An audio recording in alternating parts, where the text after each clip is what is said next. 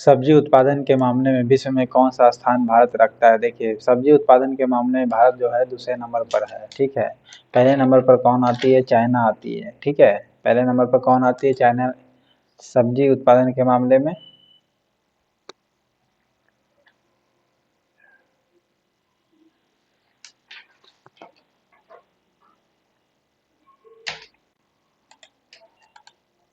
तो सब्जी उत्पादन में बुक देखिएगा तो पहला आंसर देता है। ठीक है, लेकिन दूसरा नंबर पर है, पहला नंबर पर चाइना है।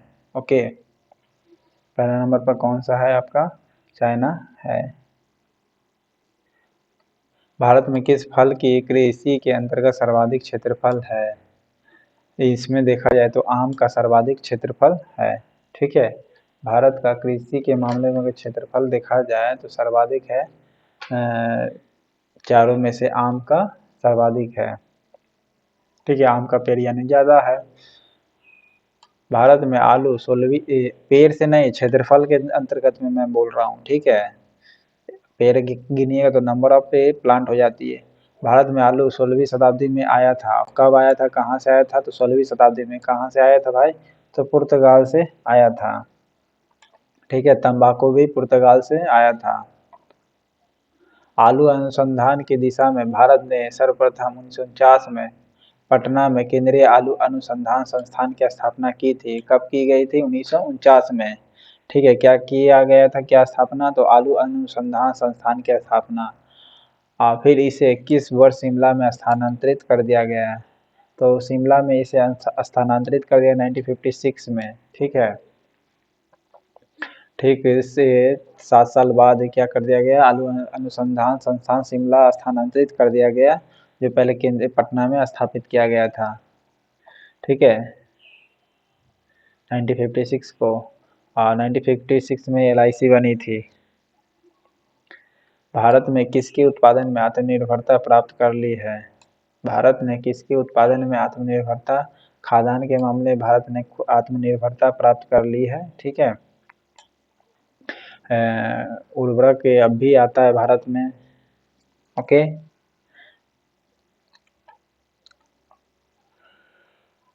सर्वाधिक विदेशी करेंसी पेट्रोलियम पर खर्च होती है। भारत में रबर की प्रति हेक्टेयर उपज कितनी है? 1 हेक्टेयर में भारत में कितनी है? 1143 किलोग्राम है। ठीक है, भारत में रबर के प्रति हेक्टेयर उपज कितना है? 1143 किलोग्राम है। ओके, भारत में प्राकृतिक रबर की मांग का कितना भाग घरेलू उत्पादन से पूरा किया जाता है? तो कि घरेलू उत्पादन से पूरा किया जाता है 90% पूरा हो जाती है। ठीक है, 90 से 97% है। ठीक है, क्योंकि 90% से अधिक बोला है तो 97% तक चल जाइए, रबर पूर्ति हो जाती है भारत का स्थानीय उत्पादन से। भारत के कितने प्रतिशत भूमि पर वनों का विस्तार है? 21.05% पर विस्तार है। ओके, भारत में कुल वन आच्छादित क्षेत्र है, ये सब डाटा बदलते रहती है तो ये सब इम्पोर्टेंट है नहीं, फिर भी 127 का डी याद रखिएगा। भारत में कुल वन आच्छादित क्षेत्रफल है कितनी? कुल वन आच्छादित क्षेत्रफल 21.05% वनों का विस्तार है। ओके, जबकि 23.81% वन आच्छादित क्षेत्र है। वन आच्छादित क्षेत्र 23.81% है। ओके, देहरादून स्थित फॉरेस्ट सर्वे ऑफ इंडिया संस्थान द्वारा कितने वर्षों के अंतराल पर देश में वनों की स्थिति पर रिपोर्ट प्रकाशित की जाती है? 2 वर्षों पर। ठीक है, देहरादून स्थित forest survey of India institution के द्वारा कितने वर्षों में के अंतराल पर देश में वनों की स्थिति पर रिपोर्ट प्रकाशित की जाती है? तो 2 वर्षों पर की जाती है। ठीक है, नवीनतम रिपोर्ट के अनुसार देश में वन क्षेत्रों की दृष्टि से राज्यों के अवरोही क्रम यानी घटते क्रम बताना है। क्षेत्रफल की दृष्टि से, क्षेत्रफल की दृष्टि से बोला, परसेंटेज की दृष्टि से नहीं। ठीक है, सर्वाधिक क्षेत्रफल किसका है? मध्य प्रदेश में पड़ती है। ठीक है, फिर अरुणाचल प्रदेश में है आपका, फिर छत्तीसगढ़ में है। ठीक है, ये घटते क्रम है, तो तीसरे नंबर पर छत्तीसगढ़ हो गया। ओके, दूसरे नंबर पर अरुणाचल प्रदेश। यही परसेंटेज बोल देता तो आप क्या मारिएगा, मिजोरम मारते, टॉप पर था। राज्य के कुल भौगोलिक क्षेत्रफल के प्रतिशत के न्यूनतम देखा जाए तो हरियाणा है, सर्वाधिक है मिजोरम। ठीक है, राज्य में कुल भौगोलिक क्षेत्रफल के प्रतिशत के हिसाब से सर्वाधिक है मिजोरम। ठीक है, क्षेत्रफल के हिसाब से सर्वाधिक परसेंटेज है मिजोरम का। ठीक है, क्योंकि क्षेत्रफल जितना है उसका परसेंटेज आप मैच करिएगा तो मिजोरम टॉप पर आती है। ठीक है, जबकि क्षेत्रफल के खाली दृष्टिकोण से देखिएगा तो एमपी आएगी, लेकिन परसेंटेज के हिसाब से देखिएगा तो मिजोरम आ जाएगी। केंद्र शासित प्रदेशों में सर्वाधिक वन क्षेत्र प्रतिशत पाया जाता है, केंद्र की बात किया जाए तो अंडमान निकोबार द्वीप आती है। ठीक है, ये वन आच्छादित के मामले में जो क्षेत्र है तब अंडमान निकोबार द्वीप समूह। ओके, केंद्र शासित प्रदेशों में न्यूनतम प्रतिशत वन क्षेत्र पाया जाता है कहाँ? केंद्र शासित प्रदेश होगा और कम से कम जहाँ पाया गया तो वो कौन सा इलाका है? तो लक्षद्वीप है। ओके, ये लक्षद्वीप जो है जहाँ न्यूनतम प्रतिशत वन क्षेत्र पाया जाता है। भारत में चंदन की लकड़ी का सर्वाधिक वन कहाँ पाए जाते हैं? चंदन का सर्वाधिक लकड़ी कहाँ पाया जाता है? नीलगिरी की पहाड़ियों पर। ठीक है, नीलगिरी की पहाड़ियों पर चंदन की लकड़ी सर्वाधिक वन पाया जाता है। ठीक है, लक्षद्वीप में सर्वाधिक क्या है? न्यूनतम वन प्रतिशत है केंद्र शासित की तुलना में देखा जाए तब। यही सिर्फ स्टेट का बात करता तो हरियाणा बोलते आप। ठीक है, तो चंदन की लकड़ी के सर्वाधिक वन क्षेत्र कहाँ है? नीलगिरी की पहाड़ियों पर है।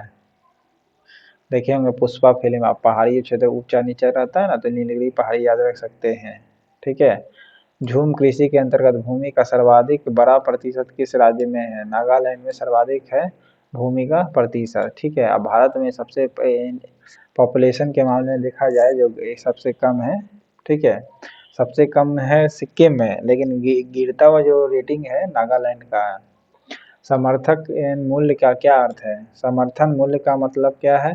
न्यूनतम विक्रय मूल्य, जिस पर सरकार क्या करती है, क्रय करने का आश्वासन देती है कि हाँ इससे कम रुपया पर आपको नहीं खरीदेंगे, इतना रुपया में तय है कि आपको खरीदेंगे। ठीक है, उसे कहते हैं मिनिमम सपोर्ट प्राइस इंडेक्स। ठीक है, कृषि उपज के लिए न्यूनतम समर्थन मूल्य की घोषणा कौन करती है? देखिए बीपीएससी में पूछा हुआ, कृषि लागत एवं मूल्य आयोग। ठीक है, और एमपीपीएससी में भी आ गया है, बीपीएससी इधर पूछा है 2 साल पहले। ठीक है, कृषि लागत एवं मूल्य आयोग कहाँ स्थित है? नई दिल्ली में है। ओके, कृषि लागत एवं मूल्य आयोग कहाँ है? नई दिल्ली में है। आईसीडीपी प्रोग्राम कब चला था? 1964 से 65 में। और आईएएपी चला था, जो गहन कृषि क्षेत्रीय प्रोग्राम चला था। अब पशु वाला जिसे आईसीडीपी कहा जाता है वो भी 64 से 65 के बीच में चला था। और ओके, और आईएडीपी प्रोग्राम चला था 1960 से 61 के बीच में, जो इंटीग्रल एग्रीकल्चर डिस्ट्रिक्ट प्रोग्राम कहा जाता है। ठीक है, वो 60 से 61 के बीच में चला था। कृषि लागत एवं मूल्य आयोग की स्थापना कब की गई थी? 1966 में की गई थी या फिर 1965 में? 1965 में कृषि लागत एवं मूल्य आयोग की स्थापना की थी। ठीक है, कृषि लागत एवं मूल्य आयोग की स्थापना कब की गई थी? 1965 में की गई थी। ओके, और आईसीडीपी जो लागू हुआ था कब कब हुआ था? 64 से 65 के बीच में चालू हुआ था। ठीक है, और आईसीडीपी प्रोग्राम चला था कब? 1960 में।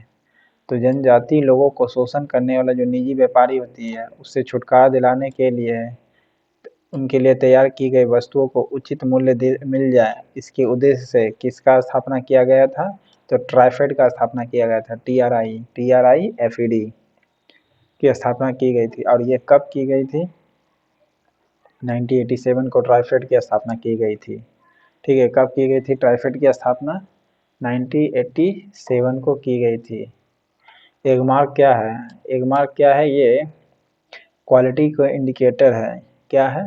खाद्य वस्तुओं के लिए गुणवत्ता आवश्यक शासन है, मुहर है, ठीक है। एगमार्क क्वालिटी के बारे में बताती है, किसके? तो खाद्य वस्तुओं के गुणवत्ता के आश्वासन में। इको मार्क हो जाता है तो किसके लिए हो जाता है दोस्तों? तो वन के लिए, ठीक है, इको मार्क। एग्रो मार्क हो गया खाद्य वस्तुओं की गुणवत्ता आश्वासन मुहर कहलाती है।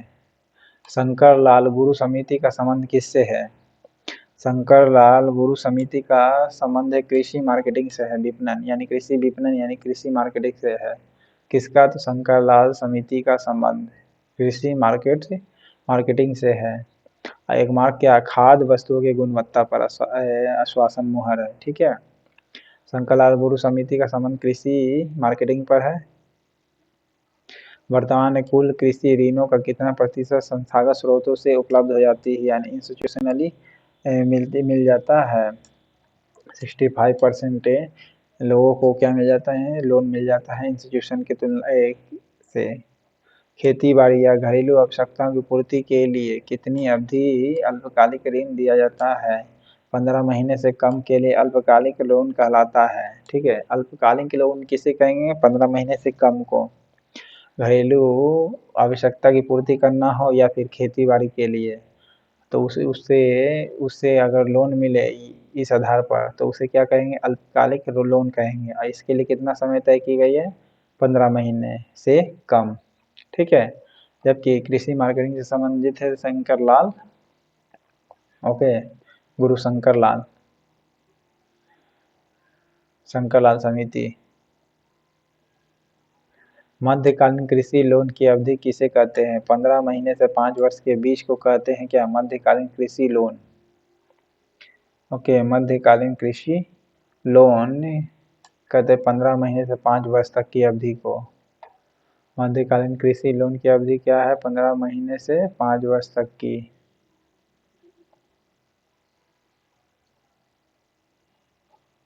दीर्घकालीन कृषि लोन किस अवधि के लिए प्रदत्त किया जाता है? 5 वर्ष से अधिक के लिए दीर्घकालीन। मध्यावधि 15 से 5 साल कृषि लोन कहलाती है, ठीक है। और घरेलू आवश्यकता के लिए या फिर कृषि लोन के लिए 15 महीने से कम, उसे क्या कहते हैं? अल्पकालिक लोन कहते हैं। वाणिज्यिक स्रोतों, क्षेत्रीय ग्रामीण बैंकों या सहकारी बैंकों से प्राप्त जो लोन होगी, सुसाध्य बनाने के उद्देश्य से किसान क्रेडिट कार्ड योजना कब प्रारंभ की गई थी? 1999 से 2000 के बीच में चालू की गई थी या फिर 98 से 99 में? 98 से 99 में किसान क्रेडिट कार्ड की स्थापना की गई थी, ठीक है। 98 से 99 के बीच में क्षेत्रीय किसान क्रेडिट कार्ड योजना प्रारंभ की गई थी। आइए कि किसने चालू किया था? कॉमर्शियल बैंक ने भी, रीजनल बैंक ने भी यानी क्षेत्रीय ग्रामीण बैंक ने भी, और सहकारी कोऑपरेटिव बैंक ने भी चालू किया था। किसानों को लोन मिल जाए यानी किसान क्रेडिट कार्ड योजना 98 से 99 के बीच में चालू हुई थी, ठीक है। राष्ट्रीय किसान आयोग का गठन कब किया गया था? राष्ट्रीय किसान आयोग का गठन जनवरी 2004 में किया गया था। राष्ट्रीय किसान आयोग का गठन कब किया गया था? जनवरी 2004 में किया गया था। किसान क्रेडिट कार्ड की स्थापना 98 से 99 के बीच में चालू हुआ था, ओके। और शंकर लाल गुरु समिति चालू हुआ था, कृषि मार्केटिंग से संबंधित है, ओके। अब 65% स्थानीय इंस्टीट्यूशन से लोन प्राप्त हो जाती है किसान लोग को। राष्ट्रीय किसान आयोग का गठन जनवरी 2004 में हुई थी। राष्ट्रीय किसान आयोग का मुख्यालय कहाँ है? राष्ट्रीय किसान आयोग का मुख्यालय नई दिल्ली में है, जिसकी स्थापना जनवरी 2004 में हुई थी, ओके। मुख्यालय नई दिल्ली में है। वन सर्वेक्षण का देहरादून में है, ओके। किसान कॉल सेंटर का तथा कृषि चैनल का शुभारंभ कब किया गया था? तो जनवरी 2004 में किया गया था, ठीक है। किसान कॉल सेंटर, राष्ट्रीय किसान आयोग का मुख्यालय नई दिल्ली में, जिसकी स्थापना 2004 में हुई थी, और इसी समय 2004 में ही कृषि चैनल शुभारंभ भी किया गया था। साथ ही साथ किसान कॉल सेंटर का भी शुरुआत हुई थी, कब? जनवरी 2004 में ही, ठीक है। किसान कॉल सेंटर की स्थापना किस उद्देश्य से की गई थी? किस उद्देश्य से की गई थी? कृषि संबंधी जो भी सलाह लेना है उस सेवा का उपलब्ध कराना है। ठीक है, किसान कॉल सेंटर की स्थापना की गई थी जनवरी 2004 में। ठीक है, और हाई यील्ड वैरायटी प्रोग्राम कब चला था? 1966 में चला था। ठीक है, 66 में। किसान कॉल सेंटर कौन सा नंबर डायल करके कृषि संबंधी जानकारी निःशुल्क प्राप्त कर सकते हैं? 1551। ठीक है, 1551 जो है 1551, 1551, 15 तथा 15 को उल्टा, ये क्या है? कृषि संबंधी जानकारी निःशुल्क प्राप्त कर सकते हैं। इस प्रकार आपका पार्ट 4 खत्म होता है। कृषि संबंधी चैनल पसंद आए तो लाइक करें, सब्सक्राइब करिएगा। Thank you.